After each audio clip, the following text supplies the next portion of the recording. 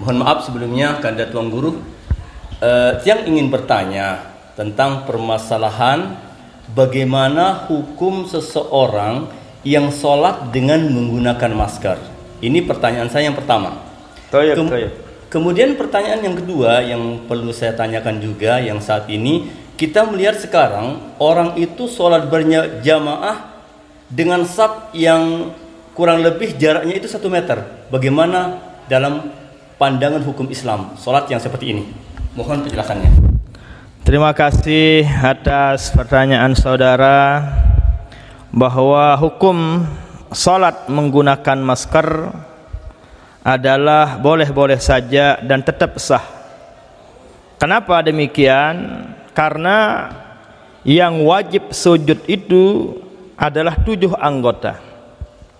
Itu dijelaskan dalam hadis Rasul sallallahu alaihi wasallam, bahwa yang wajib sujud itu amarana Rasulullah sallallahu alaihi wasallam, kami diperintah oleh Nabi untuk sujud menggunakan sab'atu a'dha, 7 anggota yang wajib sujud. Mana yang 7 anggota? Pertama adalah al-jabhah, 1. 2, 3-nya adalah al-kaffaini, 2 telapak tangan. Ini yang wajib sujud. 1, ini wajib sujud. Ini wajib sujud. 2, ini yang ketiga. Yang keempat, yang kelimanya adalah ini yang keempat, ini kelima, dan yang ketujuh adalah kaki. Berarti al-ampun itu tidak termasuk dalam. Nah, jadi al-ampun ini tidak termasuk a'dha'us sujud. Itu yang wajib. Yang wajib sujud ada 7 berdasarkan hadis tadi. Nah, dari itulah apabila seseorang menggunakan masker, berarti yang tidak sujud hanyalah hidungnya, alias dia meninggalkan sunat. Salatnya tetap sah karena anggotanya yang 7 sujud. Sementara kalau hidung hukumnya sunnah untuk sujud. Nah, di antara anggota yang 7 ini, yang wajib harus kena dengan tempat sujud hanya jabhah saja.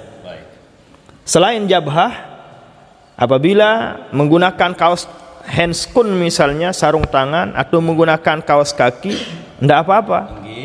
Tidak apa-apa, karena yang wajib dari antara anggota yang 7 itu wajib mengenai langsung tempat sujud hanyalah jabhah. Sekiranya ada orang menggunakan kopiah sampai di sini, imamah sampai di sini misalnya, lalu dia sujud, tidak sah sujudnya. Nah, itulah sebabnya saya bahasakan tadi, 7 anggota yang wajib sujud itu hanya jabhah, kening saja yang wajib menyentuh ke sejadah. Selain itu ya tidak wajib dalam keadaan terbuka, seperti menggunakan sarung tangan atau kaos kaki, tidak jadi masalah. Itu sering ditanyakan, bagaimana bagi orang yang sujud menggunakan kaos kaki, apa sah? Oh, sah, karena yang wajib sujud hanya jabhah saja, itu pun sebagian jabhah. Ada orang juga bertanya, bagaimana kalau kita yang laki-laki menggunakan kopiah, menggunakan peci, lalu ada sehelai, 3 helai, 5 helai rambut yang keluar, apakah sah atau tidak? Sah bagi laki-laki, yang tidak sah adalah perempuan. Karena perempuan itu rambut itu merupakan aurat. Andaikan ada orang yang sholat tidak menggunakan kopiah, lalu ada rambutnya yang keluar, lalu rambutnya tatkala dia sujud, rambutnya ikut sujud, apakah sah atau tidak? Selama ada jabhahnya yang ikut sujud, sah. Kecuali kalau misalnya poniannya sampai di sini, rambutnya sampai di sini, tatkala dia sujud, yang sujud adalah rambutnya, tidak jabhahnya, itulah yang tidak sah. Dan itulah kita simpulkan bahwa apabila orang menggunakan masker tatkala ibadah, tatkala salat seperti saat-saat sekarang ini, salatnya tetap sah berdasarkan hadis Rasul sallallahu alaihi wasallam yang tadi. Sementara masalah sop-sop yang berjarak sekarang ini, hukumnya seperti yang sudah kita baca di Fathul Mu'in, di kitab-kitab fikih Fathul Qaribnya, kitab-kitab yang sudah kita aji di Ma'had Darul Quran wal Hadis, itu menjelaskan bahwa apabila dalam keadaan normal, hukum yang dibahas di sana dalam keadaan normal, apabila antara satu sab dengan sab yang lain tidak sesuai dengan aturan syariat, tidak sesuai dengan hukum fikih, salatnya tetap sah, cuman tidak dapat pahala jamaah. Seperti yang antum tanyakan tadi. Di sini sab yang ini 1 meter, baru jarak 1 meter. Apakah sah salatnya? Salat tetap sah. Bahkan andaikan ada seorang sholat, imamnya di sana, jarak antara imam dengan makmum al-aksar paling banyaknya salasumi'atu azru'in, 300 ziro, 300 hasta.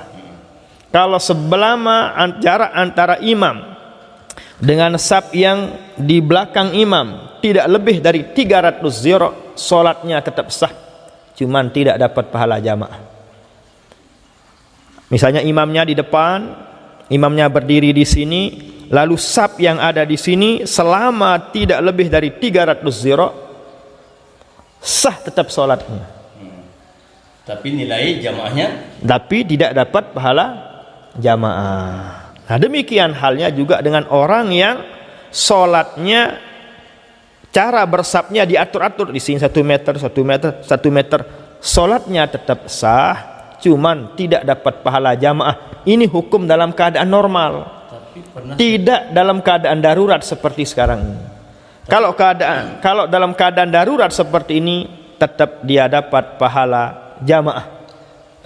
Mohon maaf karena Tuan Guru, tapi pernah saya dengar juga dalam penjelasan di dalam kitab Al-Um, bicara tentang masalah salat berjamaah, itu boleh-boleh saja selama tidak ada satir pembatas yang membatasi daripada jamaah itu, makmum itu dalam sholat. Ya, benar. Nah, bagaimana sekarang penjelasan pelungguh tentang masalah 300 ziro ini, maksudnya yang mana dulu ini? Ya, itu dijelaskan oleh Imam Ibnu Hajar, fa in yakun fi masjidin fa utliqa fala tuqayyidhu bi syartin mutlaqa. Nah, itu berlaku pada masjid. Kalau pada masjid itu sekalipun ada satir pembatas, tetap sah sholatnya. Akan tetapi kalau tidak di masjid ada satir, ada pembatas, sekiranya makmum itu nanti akan izwiror dan in'itob. Mana maksudnya izwiror dan in'itob? Dia akan berbalik ke kiblat untuk bisa sampai ke imam. Itu tidak sah. Contohnya sekarang, misalnya sekarang imamnya di sini. Ini kalau di bukan masjid, imamnya di sini, lalu ada satir, ada istilahnya ya, ada kelambu, ada tembok penghalang. Sekiranya makmum itu baru bisa sampai ke imam, harus dia cari jalan yang lain, tidak ada pintu yang terbuka seperti ini, ya tidak sah. Itu kalau selain di masjid. Nah, akan tetapi kalau di masjid, fala tuqayyidhu bisyartin mutlaqah, tidak ada syarat apa saja. Selama di masjid tidak ada masalah. Mau ada satir, mau ada jendela, mau ada tembok, tetap sah kalau di masjid. Nah, selanjutnya sekarang sesuai dengan pertanyaan tadi, kita lihat di Masjidil Haram, jarak antara ini dengan ini bukan 1 meter lagi. Apakah sah kalau di Masjidil Haram? Pengecualian di Masjidil Haram. Kalau di selain Masjidil Haram, misalnya ada orang yang buat saf yang kedua sebelum saf yang pertama full, yang kedua ini tidak dapat pahala jamaah. Ini kalau selain terputus berarti. Saf yang pertama belum full, padahal masih ada di kiri masih kosong, kanan masih kosong. Ada orang datang baru, dia buat saf yang kedua. Bagaimana orang yang buat di saf yang kedua ini, padahal di saf pertama belum penuh, tidak dapat pahala jamaah?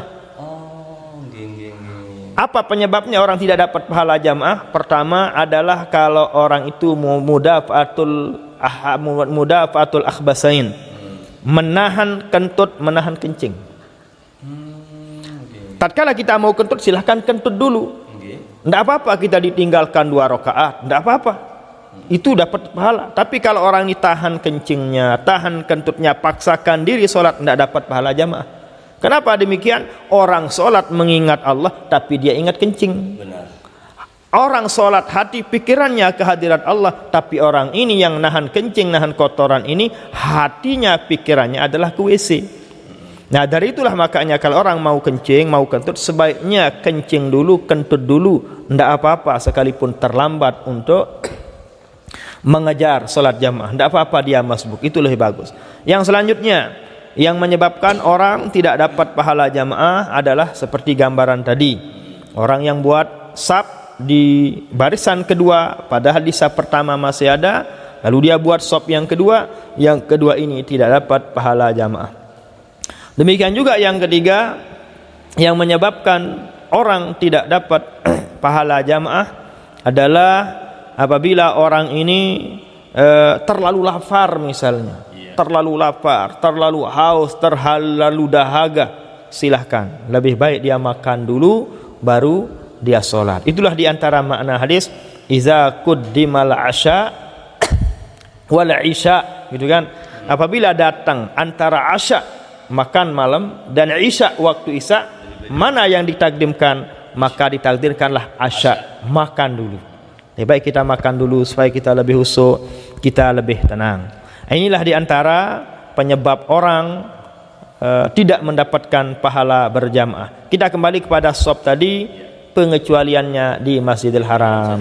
Kalau di Masjidil Haram, Masjid Nabawi karena terlalu luas, kayaknya sulit untuk mengatur shop. Sekalipun berjarak sekian tidak apa-apa, tetap dapat pahala jamaah. Demikian juga kita saat-saat sekarang ini dalam keadaan situasi kondisi yang emergensi pada saat ini, sehingga dari pihak medis, dari pihak kesehatan kita dianjurkan untuk kita punya jarak seperti ini, jarak semeter. Demikian juga dalam sholatnya, itu karena darurat. Ad-darurat al-ma'zur yu'zar. Orang yang dalam keadaan uzur yu'zar, diterima oleh Allah Subhanahu wa taala, sehingga amal ibadahnya, sehingga pahala jamaahnya tetap akan diberikan oleh Allah Subhanahu wa taala. Karena kita ketahui bahwa yang namanya salatul jamaati afdalu min salatil fazzi bi 27 darajatan. Salat berjamaah itu lebih afdal, lebih mulia daripada salat sendirian 27 derajat.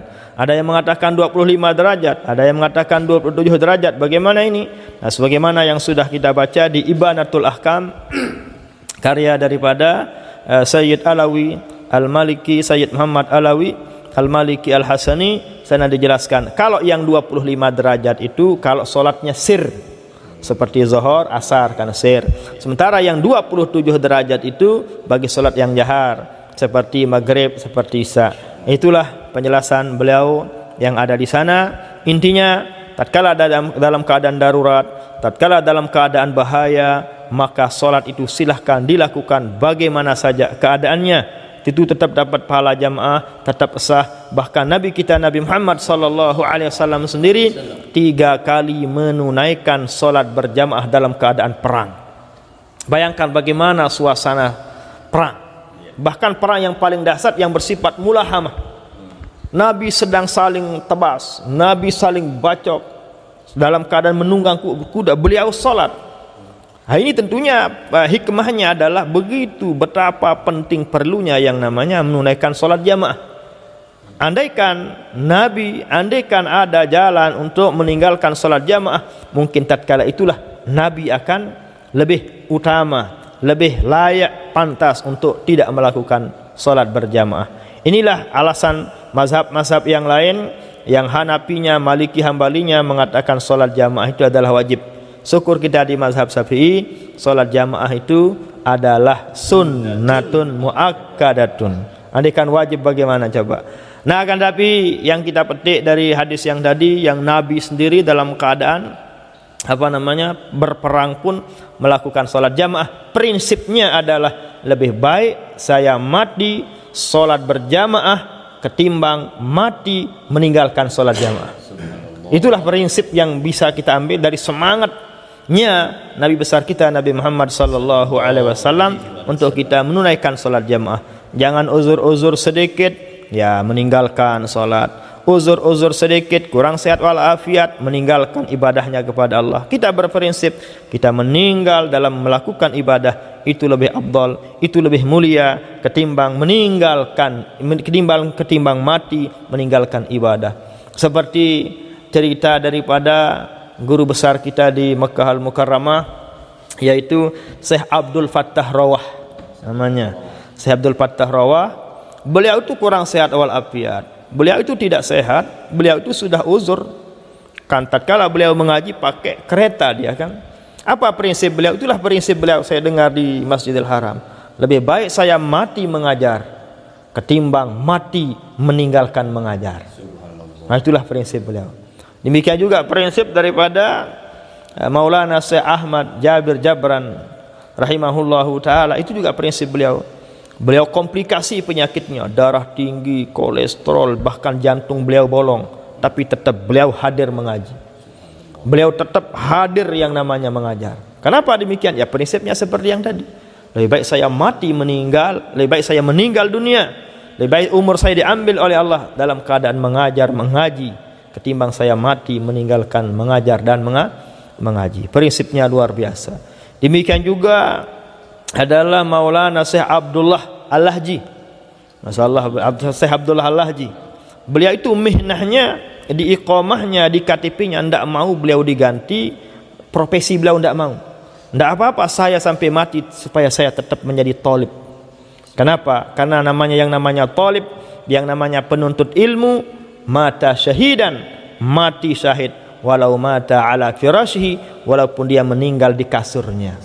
Selama profesinya menjadi penuntut ilmu, apalagi menjadi pengajar, meninggal dunia di rumahnya, meninggal dunia di kasurnya, itu termasuk orang yang mati syahid. Dan demikian juga halnya dengan corona, dengan virus yang berbahaya. Semua dunia takut sekarang ini.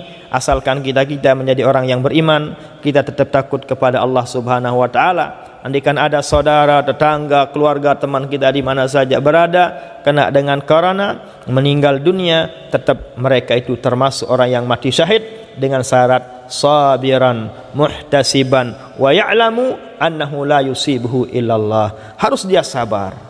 Yang kedua, muhtasiban, harus dia ikhlas, harus dia ridha.